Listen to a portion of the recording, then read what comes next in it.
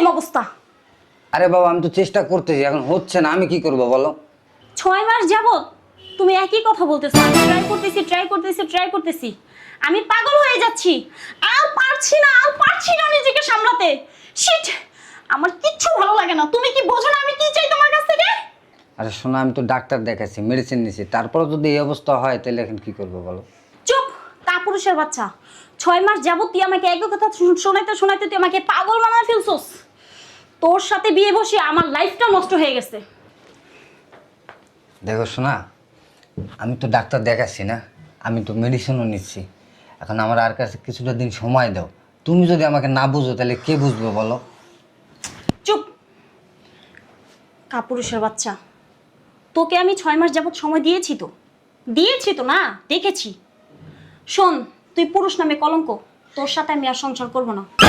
তোকে আমি খুব শীঘ্রই ডিভোর্স দিয়ে দিব। তুই থাকিস তোর মতো। শোনো না, দেখো আমি তো ট্রাই করছি, তাই না? তুই শুধু ট্রাই করতেই পারবি, তার উপরে কিছুই করতে পারবি না।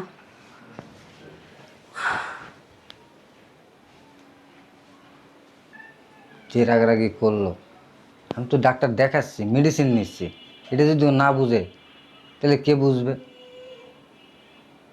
যাবো কাছে, যে বুঝাবো? না থাক, যে রাগ করছে এখন পরে বলবো নি, এখন ঘুমাই।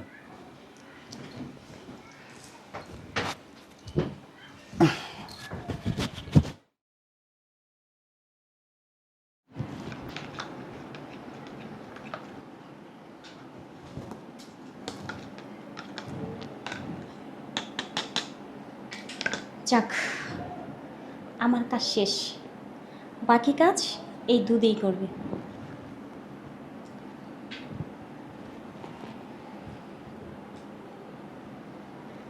এই শুনছো রাজু? হ্যাঁ বলো। এই যে দুধটা এখানে রেখে দিছি তোমার জন্য, খেয়ে নিও। আচ্ছা ঠিক আছে, রাখো, আমি খেয়ে নিব। ওকে। বুঝলাম না, ফেসবুকে এসব কি খবর দেখা। আরে এখানে দুধ রাখছে কে? যাক, ভালো হয়েছে। এমনিতে শরীর অনেক টায়ার্ড ছিল, দুধটা খেয়ে নি, কাজে দিবে।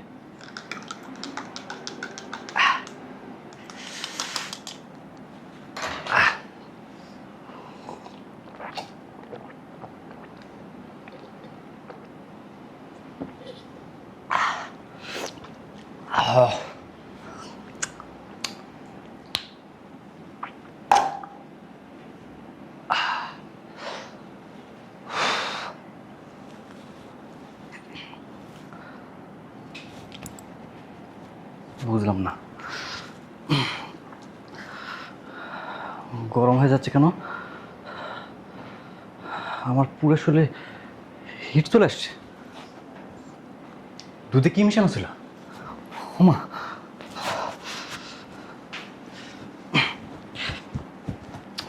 আমার এমন লাগতেছে কেন? হ্যাঁ, অস্থির লাগতেছে, পুরো শরীরে হিট চলে আসছে। ওমা গো, হ্যাঁ এমন লাগতেছে কেন?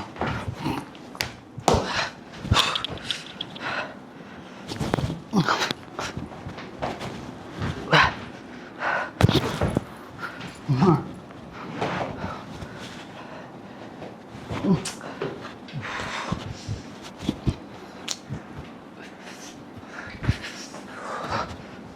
মা,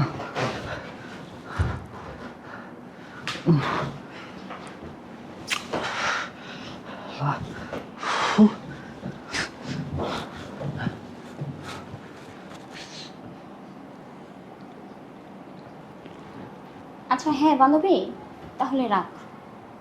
আচ্ছা আচ্ছা ঠিক আছে, ওকে, কালকে কথা বলবো। আচ্ছা। আরে আশরাফ, কি হয়েছে তোমার? এভাবে তুমি মানে পা ওদিকে মাথা এদিকে দিয়ে শুয়ে আছো, ঠিক করে শো। ওঠো। Any problem?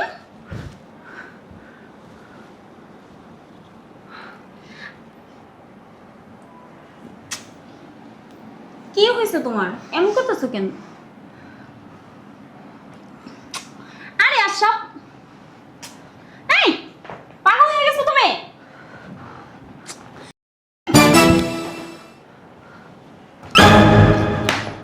বুঝলাম না, তুই তোর বাবার সাথে এমন করতেছিস কেন? হ্যাঁ, দেখো একটা আমি এখানে থাকা সত্ত্বেও তুই কিভাবে তোর বাবির কাছে? বেয়াদব! এটা কি হয়? তোর ভাবি হয়? তোর ভাবি হয় এটা? তুমি জানো না রাজু, তুমি না আসলে কত বড় যে সর্বনাশ হয়ে যেত। ও আমার সাথে খারাপ কাজ করতে চাইছে, আমার দিকে বাজে নজরে তাকাইছে। কেন এটা করছে? এটা কে? এটা তোর ভাবি, মায়ের মতো। তুই তার দিকে কোন নজরে তাকাইছস? তার সাথে খারাপ কাজ করতে চাইছস? হ্যাঁ বাবা, বাবা, আজকে তোর হেস্তনস্ত করতেছি, রাখ। বাবা, বাবা, তুই কতটা নিচে নামছস? তুই চিন্তা করছস? কি হয়েছে? বাড়ির ভিতরে চিল্লাচিল্লি কিসের? দেখো বাবা, তোমার ছেলের কাণ্ড দেখো। কি করছে? ওর ভাবির সাথে ছি ছি ছি ছি, আমি মুখ থেকে বের করতে পারছি না। কি হয়েছে? কি হয়েছে? হ্যাঁ, কি না হয়েছে সেটা জিজ্ঞেস করো। আমি ভিতর থেকে চেঁচামেচি শুনে আমি দৌড়াই আসছি। আইসা দেখি তোমার ছেলে আমার স্ত্রীর সাথে জোরাজুরি করতেছে। কি বলতেছে? কথা কস না এখন, কথা বল। এটা কে? এটা কে? তোর ভাবি? হ্যাঁ, ভাবির সাথে এই ধরনের আচরণ করে? কয়দিন বলছি বিয়ে করবি, বিয়ে করবি, বলছিস না বাবা বিয়ে করবো না, বিয়ে করবো না, এখন তারা দেখবি। আর এখন এখন কি করছিস? কি করছিস? এইগুলা যদি বাইরে জানা হয়নি, আমার মান সম্মান থাকবো, আমার ঘরের মান সম্মান থাকবো? হ্যাঁ, সি সি সি সি সি, তোর এই বাসায় রাখা দেবো না। তুই এই বাসার থেকে বাইরে হয়ে যাবি। তোর বোনরা তো তোর কাছে নিরাপদ না। হ্যাঁ, এরকম বলি কেন? তুই তো এরকম না, এরকম করছিস কেন? আব্বা বিশ্বাস করো, আমি কিচ্ছু জানি না। এখানে এই যে এক গ্লাস দুধ রাখা ছিল, এই দুধটা খাওয়ার পর আমার কি জানি হয়ে গেল, আমি বুঝতে পারতেছি না। দুধ? এই দুধ রাখছে কে এখানে? আর দুধে কি মিশানো? আচ্ছা, এই দুধ তুই দুধ কোথায় পাইছিস? এখানে ছিল ভাইয়া। এখানে পাইছিস? এই দুধটা তো আমার জন্য রাখছে তোর ভাবি। এই দুধের সাথে কিছু মিশাইছো তুমি? বুঝলাম না, সাধারণ দুধ খাই কি কিছু হয়? আব্বা, আমার শরীর গরম হয়ে গেছে আব্বা এই দুধ খাওয়ার পর। এই, তুমি সত্যি করে বলো তো, দুধের সাথে কি মিশাইছো তুমি? অস্থির লাগতেছে। আমি কিভাবে বিষয়টা বলি তোমাকে? আচ্ছা কি হয়েছে আমার একটু খোলামেলা করে বলো তো। আসলে বাবা, আমাদের একটা পার্সোনাল প্রবলেম আছে, তো সেজন্য আমি মানে এক জায়গা থেকে একটা ওষুধ আনছি, এনে ওই দুধের সাথে মিশাইছি। ওকে আমি বলছিলাম ওষুধটা খাওয়ানোর জন্য, দুধের সাথে মিশিয়ে খাওয়াবো, তারপরে আমাদের সমস্যাটা সমাধান হবে। এখন কে জানে দুধটা যে ও খাবে? কোত্থেকে আনছো এই ওষুধ? বাবা ওই যে ফুটপাতে বিক্রি করে ওষুধ, আমি ওইখান থেকে আনছি। তোমার স্বামীর সমস্যা আমার সাথে কেউ শেয়ার করছো এই ব্যাপারটা? হ্যাঁ, তুই কিরকম? তুই আমার সাথে শেয়ার করছস? বাবা, আমি এটার জন্য চুপ থাক! এটা কি লজ্জার বিষয়? হ্যাঁ, এটা একটা রোগ। রোগ শরীরে পয়সা রাখলে রোগ আরো বাড়ে, কমে না। তোর সমস্যা তুই কারো বলতে পারস নাই, তোর বাবারে বলবি, তোর বাবা তোর চিকিৎসা করবে। ছোটবেলার থেকে বাবা সব ধরনের চিকিৎসা তোদের দিছি, কোনটা আটকায় রাখছি? আর এই তুমি ফুটপাতের থেকে, অনলাইন থেকে, বিভিন্ন ফার্মেসি থেকে এই যে মানুষ এই পার্সোনালি ওষুধগুলো আনে, মেডিসিনগুলো আনে, এটা কি ঠিক? হ্যাঁ, ওর শরীরের কন্ডিশন কি আছে না আছে ডাক্তার না দেখায়া তোমরা নিজেরাই ডাক্তার হয়ে যাও। এইসব ওষুধ খালি কি হয় জানো?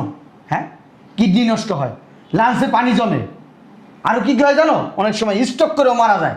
কিছুদিন আগে মোবাইলে দেখছি, একটা খবরে দেখছিলাম, এক লোক এসব বাজে কাজ করার জন্য হোটেলে গেছে, ওইখানে যায় এই ওষুধ সেবন করছে।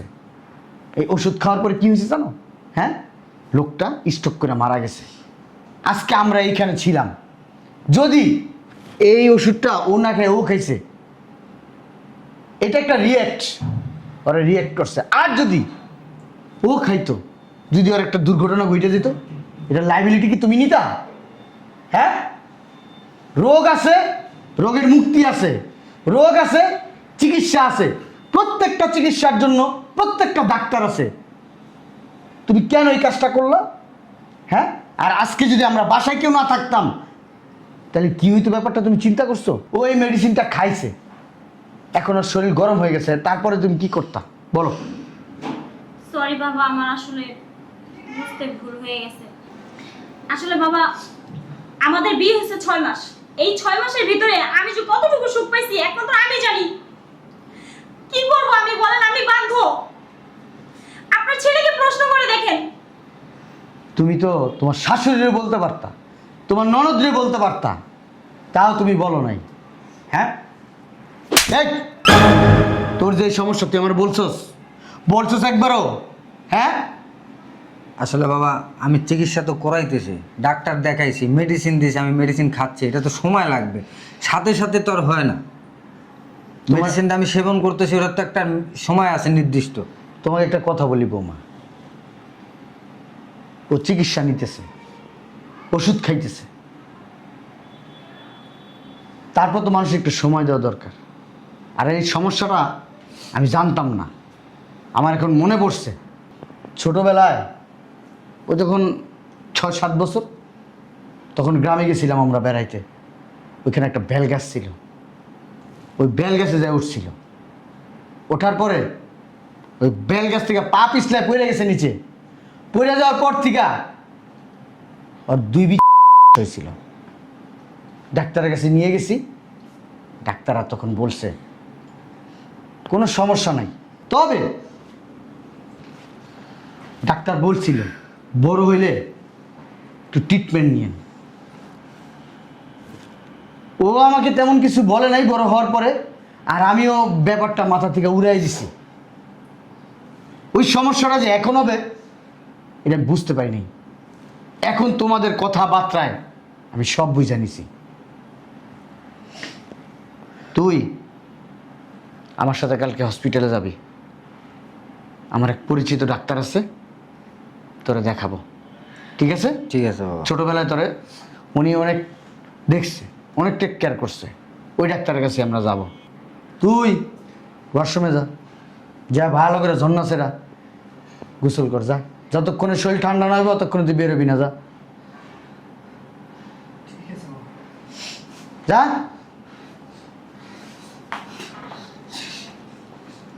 পাগল ছাগল কোথাকার। আরে যে তোমার একটা কথা বলি, এই রাস্তার থেকে আজে বাজে ওষুধ এগুলো আর কখনো কিন্তু বাসায় আনবা না, বলে দিলাম। আমি তো ট্রিটমেন্ট নিচ্ছি না, আর এই যে বাবার সাথে আমি কালকে আবার যাব, দেখে এখানে কি হয়। যাও, এ নিয়ে আমি কোনো কথা শুনতে চাই না। এই ফ্রিজের তো ঠান্ডা পানি নিয়ে মাথা ডাল।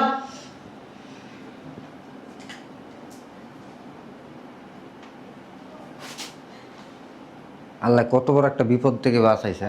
আমরা যদি আজকে বাসায় কেউ না থাকতাম, কি একটা অবস্থা হইতো।